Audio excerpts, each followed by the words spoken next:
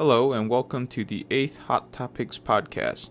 Today we will be discussing number 1, Blizzard boot posts, number 2, auction house status quo changes, number 3, player reaches level 100 Paragon in 2 weeks. In hardcore news, there's really nothing to report, so I'll discuss why hardcore is so dead. Topic number 1. The first blue post discussed that your magic find and gold find does work when you are dead and your teammate kills a monster.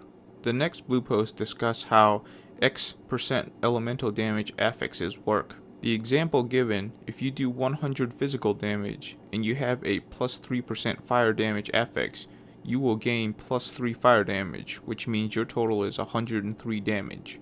Affixes also take into account plus damage affixes on rings and offhands, min and max damage affixes on weapons, and base damage before any elemental damage. Plus elemental damage affixes do not benefit from this, so it looks like only plus physical damage.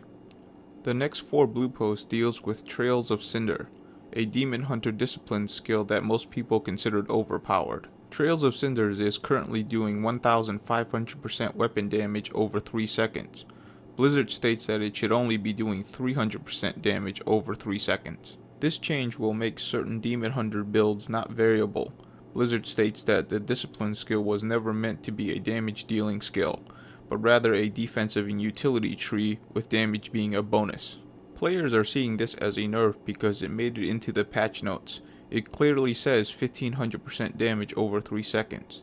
In my opinion, if it makes into the patch notes and into production, this is a upcoming nerf. But seriously, for a big miss like this, it tells me that this patch was seriously rushed out, most likely because they wanted it out before the Guild Wars 2 release.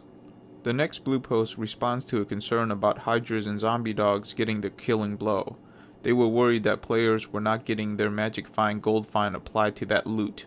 Blizzard has confirmed that this is not true and everything is working correctly. The next blue post talks about the possibility of having new shrines and also adding the XP shrine into Inferno difficulty for Paragon leveling. The additional shrine idea could have come from the positive monster affixes threads that have been going around in the Diablo forums. The last blue post discusses what crowd control will add to a monster's crowd control resistance. This is pertaining to the crowd controls changes coming in 1.0.5.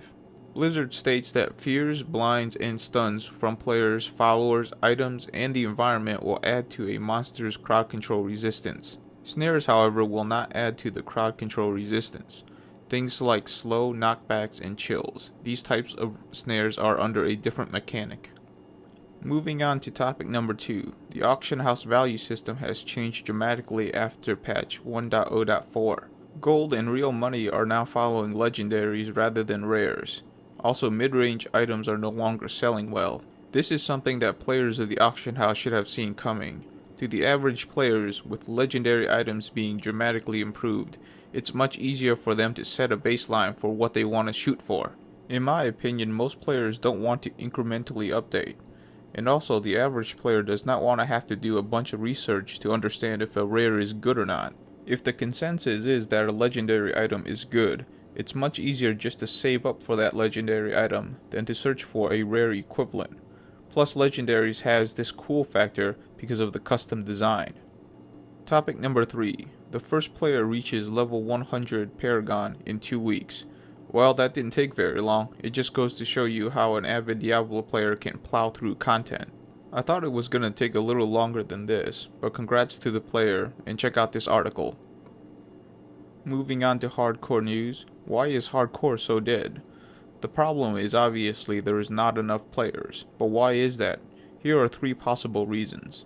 The first reason is lack of public games in Inferno difficulties. There's still not enough incentive to risk your character in a public game. In softcore, if you have a death, it just means losing some gold and leaving the game. But with one bad group, you can lose your character in hardcore. The second reason, and I do hate to admit this, is because player killing is not possible in D3.